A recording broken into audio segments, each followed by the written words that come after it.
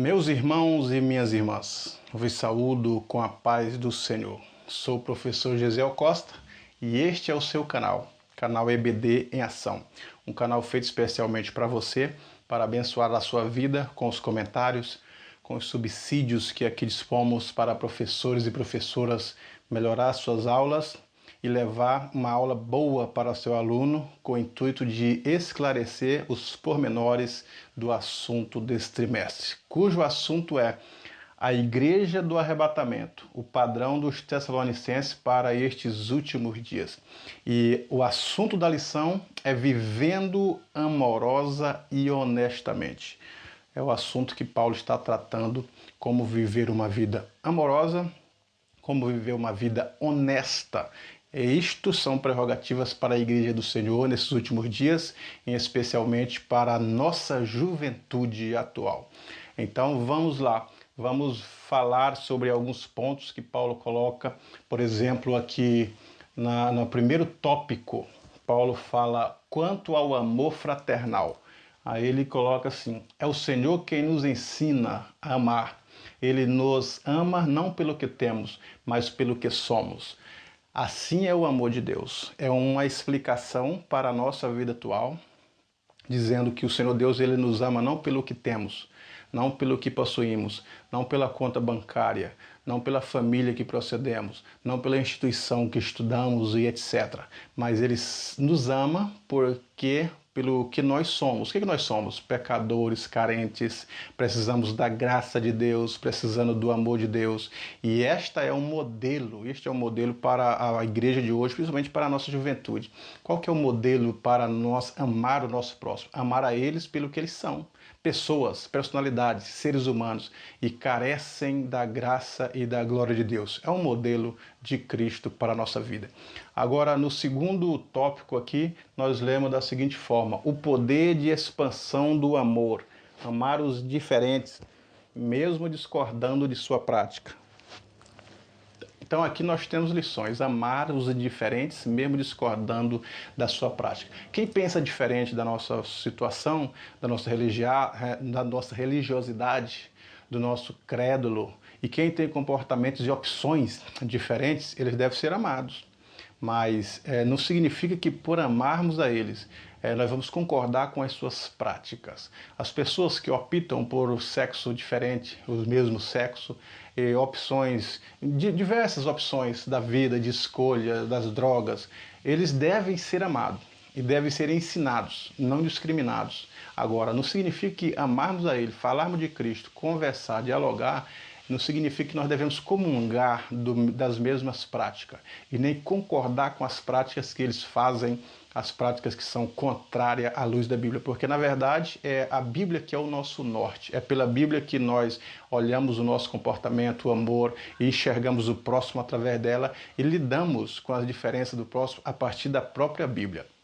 Cristo, no seu círculo, enquanto ele esteve como o mestre, como o Cristo na terra, ele não discriminava ninguém, mas em si ele recebia as crianças, recebia adolescente, o menino dos 5 pães e 2 peixinhos, o jovem rico, né, Zaqueu, esteve na casa de Zaqueu, esteve com Nicodemos à noite, assim como teve com as prostitutas, as adúlteras, os pobres, os necessitados. Ele atendia a todos, mesmo sem significar que ele concordasse, mas amava, tratava todos como seres humanos, mostrando uma saída para essas pessoas. Este é o modelo de amor que a nossa juventude deve ser colocada para eles, pregada, ensinada, para que eles possam lidar na sociedade, nas faculdades, nos colégios, no trabalho. Este é o padrão professor e professora. E agora, no terceiro subtópico, nós temos o amor, uma medida que sempre deve aumentar. O amor, uma medida que sempre deve aumentar. Então observe aqui, o amor ele cresce, a graça ela aumenta o amor do cristão, dos jovens pelo seu semelhante. Então o amor ele cresce, é uma forma dele crescer assombrosamente. Assim como a nossa fé é acrescida, o amor ele cresce. Ao longo do tempo nós vamos amando mais a obra de Deus. Ao longo do tempo vamos amando mais a palavra de Deus. ao longo do tempo nós vamos se distanciando, à medida que a santificação progressiva vai sendo colocada na vida do jovem cristão, eles vão se distanciando das consequências do mundo, da aparência do mundo, dos prazeres do mundo, e o seu amor vai aumentando porque ele vai se aproximando de Deus. Então o amor cresce, o amor tem que crescer. O amor de Cristo foi tanto ao ponto de ele entregar a sua própria vida para resgate de muitos. E aqui estamos por causa do amor de Cristo. Agora, nós devemos amar os nossos irmãos, e o nosso amor por eles deve ser muito grande, se colocar no lugar deles, sentir a dor, sentir a necessidade, levar aquilo que temos de felicidade através da graça de Deus para as pessoas que precisam do nosso apoio e do nosso amparo. E ainda por último, no primeiro tópico, ainda no quarto ponto, o comentarista coloca, é incondicional e fora da lógica humana, né? Então o amor de Cristo, ele não depende de condição. Ele ama, Cristo ama os pecadores de qualquer forma. Ele aborrece o pecado, mas o pecador ele ama. E esse amor é incondicional, não depende de nós, simplesmente ele ama-nos. Então não depende de fazermos algo, sermos algo, termos alguma coisa para atrair o amor de Cristo. O amor de Deus, ele é de forma que independente, é Ele que nos ama, o amor dele. E isso está explícito no Antigo Testamento, no Novo Testamento, na atualidade, nós podemos transmitir isso para a nossa juventude e ensinar eles a amar, a andar na graça de Deus a partir das cartas de Paulo.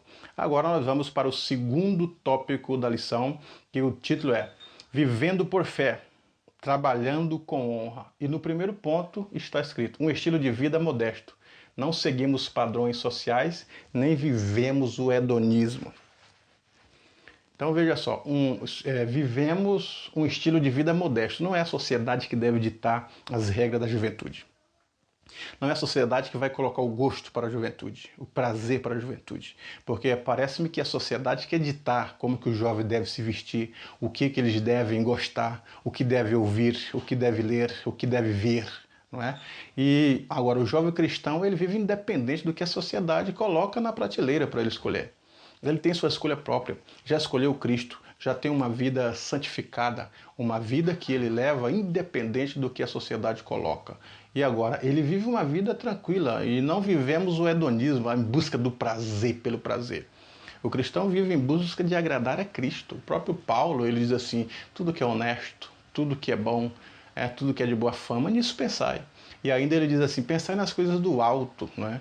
Então não nos vivemos pensando no que a sociedade quer colocar, porque hoje em dia o mundo descobriu o que as crianças querem. E ele sabe que a partir do momento que colocam os ensinos para as crianças, ainda que elas tenham com a mente como se fosse uma esponja, absorvendo tudo, a partir daí, quando os estudos do ensino e da aprendizagem progrediram, aí eles querem ensinar as crianças a ser conforme os padrões sociais a partir dos primeiros dias de vida.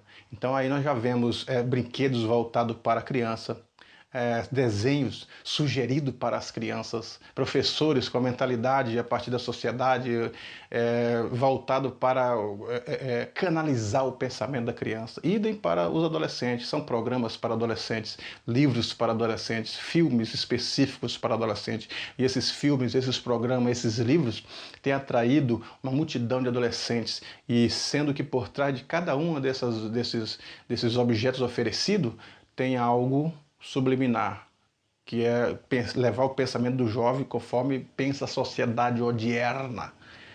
Idem para a juventude, né? As discussões políticas, as discussões sociais, as discussões religiosas, as modas, o pensamento, eles querem dar a forma. Agora, o jovem cristão, ele é diferente, porque o próprio Paulo disse assim, não vos conformeis com esse mundo, quer dizer, não tome a forma do mundo, nós temos a nossa própria forma. O cristão tem o seu próprio pensar, pensa como o Cristo, é imitador de Cristo, segue as palavras de Cristo, ele se comporta aonde ele quiser, seja na faculdade, no colégio, no trabalho, o padrão está estabelecido por Cristo. Essa é a diferença que a juventude deve fazer nesse mundo odierno. Professor e professora, inculca isso nos seus jovens, como disse o Senhor Deus a Moisés. Essas palavras que hoje te ordeno, delas falarás aos teus filhos, assentado, andando, levantando, andando pelo caminho. Escreva nas mãos, escreva nos umbrais, nos portais, para que vejam e leiam e aprendam as palavras que hoje te ordeno. Porque as palavras de Cristo são verdade, as palavras de Cristo são vida. E os nossos jovens devem primar pela verdade para ter uma vida, e uma vida com abundância. Ainda o outro ponto, trabalhar nunca deve ser um fardo. É o famoso viver da obra, né? Então o trabalho, ele não deve ser sinônimo de sabor. Ah, puxa lá a vida, amanhã já é segunda-feira, começa tudo de novo. A angústia do trabalho, essa vida de dificuldade. Não, o trabalho ele dignifica o homem. Então os jovens, ele tem que trabalhar e estudar ao mesmo tempo. Não viver ociosos por coisa alguma, mas trabalhar e estudar é a nossa prerrogativa. Trabalhar para fazer diferença também no ambiente do trabalho. Trabalhar para o seu sustento. Trabalhar porque o trabalho é inventado por Deus. O próprio Senhor Jesus Cristo diz assim: o meu Pai trabalha até agora, eu trabalho também. Então, os trabalhos, ele dignificam o homem. Agora, o pecado é que trouxe o trabalho como sinônimo de sabor, de luta, de labuta, né? Agora, nós não podemos ficar ociosos por causa das consequências do pecado em relação ao trabalho. O trabalho é digno. As pessoas precisam trabalhar para dar valor ao seu suor, dar valor ao seu sustento. E os jovens precisam trabalhar para ter os seus afazeres, para ter as suas coisas adquiridas com seu próprio sustento, seu próprio suor. Então, o trabalho dignifica o homem. Nós temos que implantar essa cultura, principalmente no Brasil, que vive essa ociosidade, inúmeros jovens desempregados, outros porque não têm, agora muitos porque não querem mesmo trabalhar. Então colocar eles e essas questões da década de 70, de 80, de 90, de viver da obra, ainda perambula na atualidade. Muitas pessoas acham que viver da obra é colocar uma pasta na mão e sair de casa em casa, almoçando na casa de um, jantando na casa de outro, tomando café na casa de outro, pedindo um dinheiro aqui, uma oferta ali, e assim eles não trabalham. Isso aí não dignifica o homem. Agora, quando Cristo te chamar ou nos chamar efetivamente para a sua obra, ele nos garantirá o sustento. Aí é diferente. A garantia é do próprio Cristo para a vida do cristão. Portanto, vamos inculcar dessa forma, colocar dessa segunda forma, o trabalho dignifica, o estudo dignifica. E ainda outro ponto, o jovem, a vocação e a profissão. Incentivo ao estudo, e tirar o escatologismo, né? E a teologia eu coloquei ali para poder explicar. Então veja só, o jovem, a vocação e a profissão. Antigamente era incentivado, não só os jovens, mas a igreja de uma forma geral. Ah, Cristo está voltando, para que estudar? Cristo já está vindo, nós temos as portas, os sinais já cumpriram. Para que nós vamos perder tempo estudando, indo para a faculdade, passando 3, 4, 5 anos na faculdade, se Cristo já está voltando? Agora, a ideia é, nós podemos esperar Cristo enquanto trabalhamos, podemos estar preparados para a volta de Cristo enquanto estudamos. Essa é a prerrogativa. Então nós não vamos com esse escatologismo, que agora porque Cristo está voltando, nós vamos esquecer todos os nossos afazeres e ficar somente esperando a Cristo. Isso aí não é de acordo com as Escrituras. Porque os discípulos esperavam Cristo, mas esperavam trabalhando. Esperavam Cristo, mas esperavam evangelizando. Esperavam Cristo, mas estavam preparados para o arrebatamento, sem, todavia, deixar os seus afazeres de lado. E outro ponto que nós queremos colocar é sobre a teologia. Ainda hoje nós temos muitos pensamentos contrários contra a teologia, dizendo assim que a teologia ela esfria, que a teologia deixa o indivíduo incrédulo, sem o fervor espiritual. As pessoas não sabem o que significa o termo teologia, theos de Deus, logia, um tratado ou um estudo sobre Deus e a sua palavra. Eu acredito que quem estuda a palavra de Deus, que é a teologia pura, a teologia simples, ele fica mais amante da palavra de Deus. Quem estuda a palavra de Deus, ele tem uma fé crescida. Quem estuda a palavra de Deus, ele tem descobertas maiores, revelações e visões maiores para a sua vida. Não deixa incrédulo. O que nós podemos fazer é a diferenciação de teologia. Se é a teologia liberal que esfria, eu concordo. Que a teologia liberal, ela explica todos os milagres dizendo que não são milagres. A teologia ortodoxa, ela vive o ortodoxismo, pregando simplesmente os bons costumes, esquece a doutrina bíblica. Ou pregando os dogmas, esquece a pureza da verdade. Então aí a teologia dogmática. Agora, a teologia pura e bíblica ela enaltece o pensamento humano. Nós passamos a pensar. Portanto, o jovem precisa trabalhar, precisa estudar e se qualificar no ministério. Entender a vontade de Deus a partir da Bíblia Sagrada e viver a partir dela. E a partir do momento que ele faz uso das ciências teológicas para poder descobrir a vontade de Deus, para poder entender a palavra de Deus, o Espírito Santo começa a trabalhar no seu interior e ele se torna uma pessoa mais consciente do seu papel. No terceiro tópico, nós vemos aqui sobre o cristão e seus negócios. O cristão e os seus negócios. Como devem ser os negócios do cristão? Aí tem o ponto aqui, honestidade como referencial de testemunho. Então, a honestidade do cristão é um referencial, como o seu próprio testemunho. O cristão deve viver uma vida santificada, honestamente, não somente dentro da igreja.